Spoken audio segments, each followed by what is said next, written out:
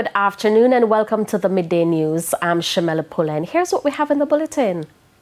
Vineyard town residents call on police high command to intervene after alleged police brutality.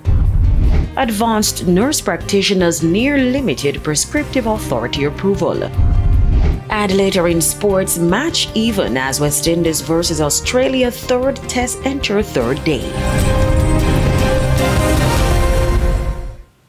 Now the details.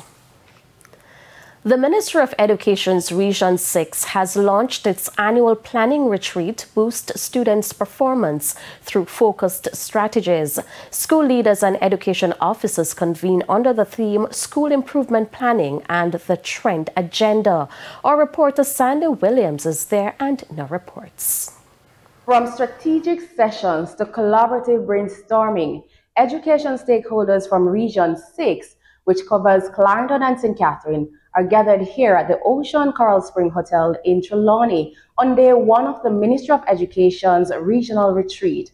The three-day event is centered on strengthening school improvement plannings, aligning them with national priorities and educational trends. We began in May or in April, and we reviewed our drafts submitted by the schools and realized that the drafts lack balance, and so it is our responsibility to ensure that the final documents that will be submitted to the central ministry are wholesome, that they're balanced, that they represent the ministry's educational priorities. And so we decided in the last 6 weeks to organize a retreat to ensure that we provide a full response to updating the draft documents that we have received. The retreat will also examine the implementation of the ministry's Trend Agenda, which focuses on technology integration, results-based management, and national development. Now, later in Primetime News at 7, education stakeholders tell us some of the biggest challenges schools in Region 6 face.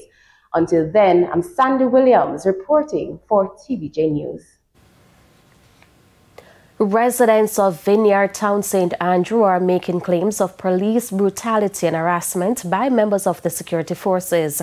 They're alleging police and soldiers physically abused a teacher in the community Monday morning, Kirk Wright reports. The teacher's husband, Steve Mitchell, says she was attacked about 6 a.m. when they turned up at their house to conduct a search. She was taken to the hospital for treatment. The man coming at the yard, pointing rifle in my wife and my niece. Yes, me I say, officer, where that for? I say, my wife and my niece. We won't have to go on so far. Them come inside, pass and go down the yard. Anybody else living here, so I tell them, say, oh. So my wife go on her phone same time, standing there. And I call her mom. Officer come up to her same time. Oh, you can't on the phone. Come off of the phone and grab her phone from her and shoot her. And them start lick her in general. The police have also been to another house in the community, which they have visited on several occasions. The man's spouse say they've accused him of being involved in a recent crime. I said, them run come over my yard now and say, I see where I come from, I see come for, with a picture of Andre and the phone say, him them come for, because him send man for go shoot them colleagues and fail. Start digging on the premises now, misbehave, as they can see on the video. They get out, everything now escalate. She says when they visited the police station with his attorney on several occasions, the police say he was not a person of interest. We are afraid of our life because we don't know what's the next procedure. We are calling on the member of the security force, the bigger authority, to step inside. Now this is getting out of hand, where police can come now and start beat up female and mash up people, thing pop off people door, and do as them like and attack the people as though them like a backbone in people's face. When we contacted the police commander for the area, she could not be reached for comment. Kirk Wright, TVJ News. Advanced nurse practitioners are one step closer to receiving limited prescriptive authority. This as the government moves to strengthen the country's primary healthcare system. In 2023, Health Minister Dr. Christopher Tufton announced that Cabinet had approved amendments to the Nurses and Midwives Act and the Pharmacy Act, paving the way for advanced practice registered nurses to write prescriptions under strict guidelines. This will allow family nurse practitioners and mental health psychiatric nurse practitioners to prescribe select medications once licensed. Dr. Tufton says the plan is moving forward and marks a big step towards expanding access to healthcare across the island. The policy has been crafted. All the groups have agreed in terms of the way forward. The documents are now with the committee that deals with legislation, and I am in touch with them to move the process forward now so that we can get to cabinet as a legislation to change the policy to give prescriptive rights to advanced nursing practitioners. For many Jamaicans in rural areas, seeing a doctor isn't always easy, but nurses are there on the front lines. With prescribing powers, they'll be able to do even more. Health officials say this move will improve care for patients with chronic illnesses and cut long wait times. You have to understand the importance of that and expanding our human resources, because what this will mean is that those nurses, specially trained with some limitations, will have the right to write a prescription. And that's important. It's in other jurisdictions around the world. It's particularly important for some of the very rural parts of the country where only a nurse is present. Dr. Tufton stressed that this move isn't about replacing doctors, but about strengthening the healthcare system by empowering skilled professionals already serving local communities. What we'll be doing now is creating a more value-added services to the underserved areas. Underserved meaning the absence of a doctor or a doctor coming once a week. So we look forward to that, and I should be able to make some pronouncement on that within the next few months. After several missed deadlines, the Yalas Clinic is set to reopen in the next 90 days. Karen Simpson reports. For almost 2 years, residents in Yala St. Thomas, especially the elderly, have been complaining about the inconvenience of traveling to other health centers due to the closure of the clinic. It was closed on November 13, 2023 for renovations, which were expected to be completed in 6 weeks. However, after several missed deadlines, the Health Ministry was called in to intervene. The ministry contacted the Southeast Regional Health Authority, and after consultations, the reopening of the Yalas Health Center was delayed for a further 6 months to facilitate new development not contained in the original renovation scope. At the recent sitting of the St. Thomas Municipal Corporation, Medical Health Officer for St. Thomas, Dr. Dorian Smith, provided an update. We have plans that are going to be put in place for us to have that up and running in the next 2-3 months. Because we're doing refurbishing plus expansion first. This is one of those communities that is growing. It's supposed to be about 34,000 people now. I'm sure it is far more than that officially when we go in the census. And especially with the roads, there are going to be more people coming into that LS community. So we'll be doing an expansion as well as refurbishing it. But that update was met with opposition from Councillor for the White Horses Division, Hubert Williams. I pass there almost on a daily basis, and I see no sign of work. Absolutely no sign of work. So to me, I respect what you just said, but I don't see any progress being made where Yalas Clinic is concerned. So we're going to be working at it, because it's not only just other people, these are our relatives. These are the people that we're to serve to make a better life. And that's why we're going to be so aggressive about getting back on that. And we're glad for the passion that you have and the support that you give to us.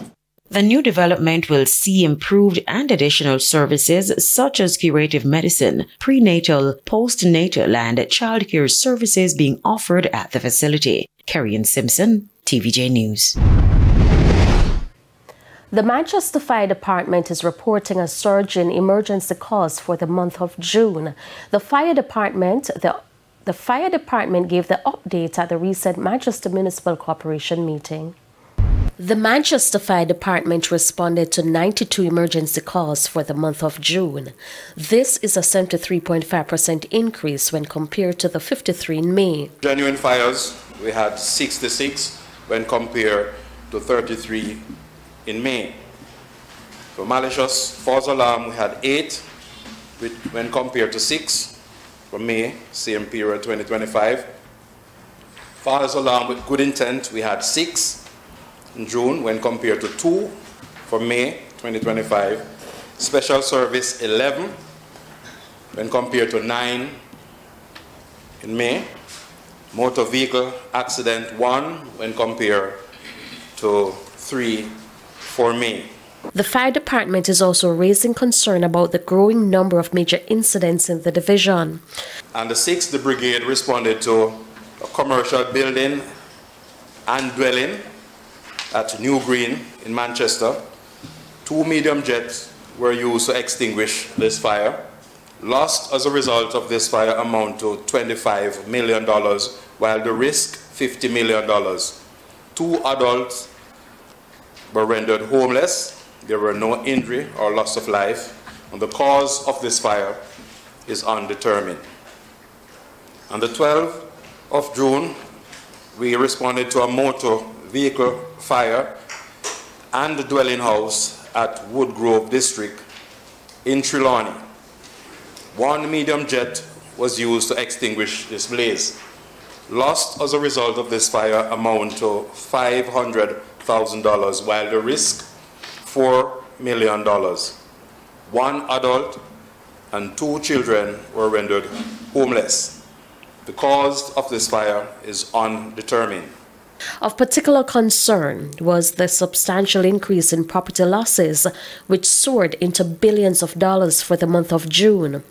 Estimated property at risk is $1,705,750,000.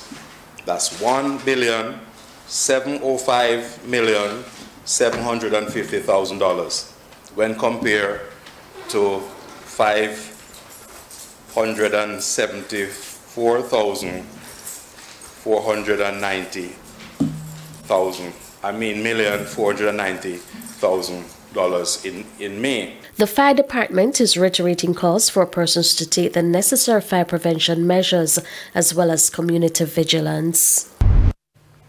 Meanwhile, the fire department is working to address the issue of fire hydrants across Manchester. With over 900 fire hydrants in the parish, only 335 are working, 201 are not, and the status of over 300 is not known. This is because there is no water where they are located to test There are them. others, 66, but there are other areas that we visited, and there were hydrants, but you were prevented to go in, like places where hydrants were identified on private property.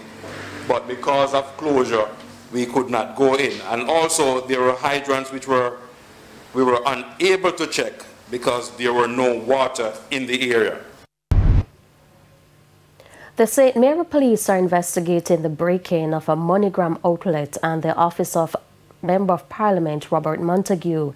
TVJ News understands that the incident happened between Thursday night and Friday morning. Information is that a computer and cell phone were stolen from the office. Residents are upset about the incident. They should never do that because he's a great man. Very good man.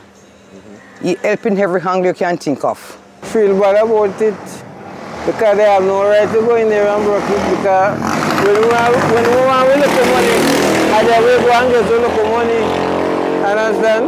And then we sat down at the office, cut up all the wire, the man take away my computer, but that's not trouble him.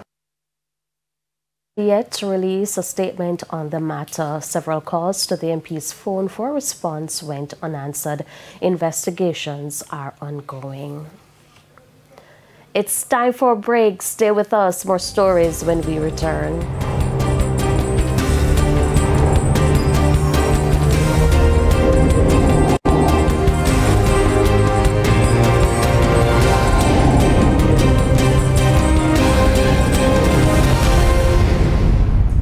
Welcome back to the Midday News. It's now time for the Business Minute. The Jamaica Brawlers Group says it will begin releasing monthly performance snapshots as it works to finalize its full quarterly reports for submission to the Jamaica Stock Exchange. The company's president and CEO, Christopher Levy, says the move is aimed at boosting investor confidence by keeping shareholders updated in real time. The latest interim figures shows strong performance, with revenues climbing 16% to $8.2 billion in May, up from $7.1 billion a year earlier. Now, operating profit surged by 50% to $853 million, while pre-tax profits jumped 28% to $520 million, up from $406 million in May of last year. Now, Jamaica Broilers says its full-year report for the period ending May 3 will be published by August 29. Further afield, the European Union is putting trade countermeasures against the United States on hold for a time. On Sunday, President of the European Commission, Ursula von der Leyen, said the Union would delay countermeasures until early August. The move is to allow more time to negotiate a deal. The delay comes after the US threatened to impose a 30% tariff on European goods exports on August 1st, absent a trade agreement. In mid-April, the EU said it was suspending its planned countermeasures on $25 billion worth of U.S. exports until July 14. That was in relation for the 25% tariff Washington put on all steel and aluminum imports. For the Business Minute, I'm O'Shane Masters. Thank you, O'Shane. Time now for the top stories from around the world. In the region, the Guyana's ruling People's Progressive Party and Civic on Sunday officially launched its campaign for the September 1 regional and general elections. President Dr. Irfaan Ali said that although the plans for the next 5 years are transformative, no promise will be made that is unrealistic. The PPPNC is being challenged by the opposition coalition, a partnership for national unity APNU, and is spearheaded by the main opposition People's National Congress Reform. The Alliance for Change, as well as the newly formed We Invest in Nationhood, that has itself entered into a partnership with the new and united Guyana ANUG party. On the international scene, the full excavation of a mass grave of babies and young children at Truman County, Galway, is due to begin later on Monday. The exhumations will be carried out at the site of an institution for unmarried mothers, which operated between 1925 and 1961. The story came to international attention 11 years ago after amateur historian Catherine Corliss discovered there were death certificates for 796 babies and children who were in the institution, but no burial records. In 2017, investigators found what they described as significant quantities of human remains at the site. The bodies were in underground chambers in a disused sewage system. And those are the top regional and international stories. I'm Carrie Ann Simpson. We take another break. Sports is